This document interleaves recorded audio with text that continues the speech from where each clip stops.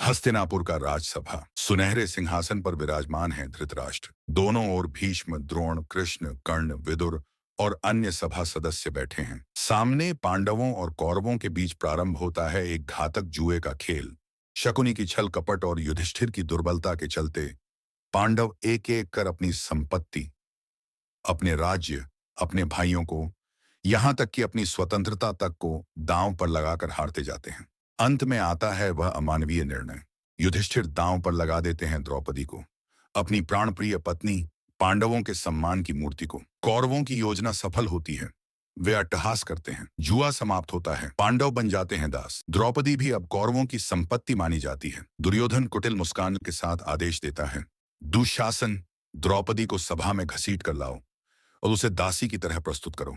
दुशासन गरजता हुआ दौड़ पड़ता है। पांचाल राजकुमारी द्रौपदी, जो शांति और पवित्रता के साथ अपने कक्ष में थीं, अचानक राजसभा में घसीट कर लाई जाती हैं।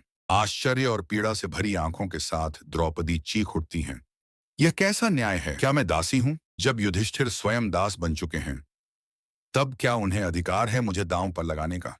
सभा मौन है। आश्चर्य से फटी आंखें, छलकते हृदय के साथ द्रौपदी चीख उठती हैं, क्या यहाँ ऐसा कोई पुरुष नहीं जो इस अन्याय के विरुद्ध आवाज उठाए? भीष्म, द्रोण, कृपाचार्य, सभी वृद्ध और ज्ञानी मुनि निःशब्द बैठे रहते हैं। किसी के होंठ न खुलते हैं, किसी की आंखें न उठती हैं। दुशासन द्रौपदी की साड़ी खींचने का प्रयास करता है। द्रौपदी दोनों हाथ जोड़कर करुण पुकार करती हैं, हे माधव, हे द्वारकानाथ, मेरी रक्षा करो, मैं तुम्हारी शरण में हूं। तभी घटित होता है चमत्कार। जैसे जैसे दुशासन खींचता है, द्रौपदी का वस्त्र अनंत होता जाता है। दुशासन थक कर चूर हो जाता है। वस्त्रों का अंबार लग जाता है सभा के फर्श पर। द्रौपदी कृष्ण की अदृश्य कृपा से सुरक्षित हो जाती हैं। कांपती आवाज में द्रौपदी संकल्प लेती हैं, आज के इस अपमान का प्रतिशोध अवश्य लिया जाएगा। अन्याय का विनाश निश्चित है। सभा में सन्नाटा छा जाता है। आकाश भी मानो बोझिल हो उठता है, काले बादलों से ढंक जाता है। इतिहास गवाह है, जब जब नारी पर अत्याचार हुआ है, तब तब साम्राज्य ढहे हैं और विजयी हुई है सच्चाई, निष्ठा और धर्म। जहां भी नारी का अपमान हुआ है, वहां अहंकार और अत्याचार का अंत अवश्य हुआ है। अत्याचार का विनाश निश्चित है।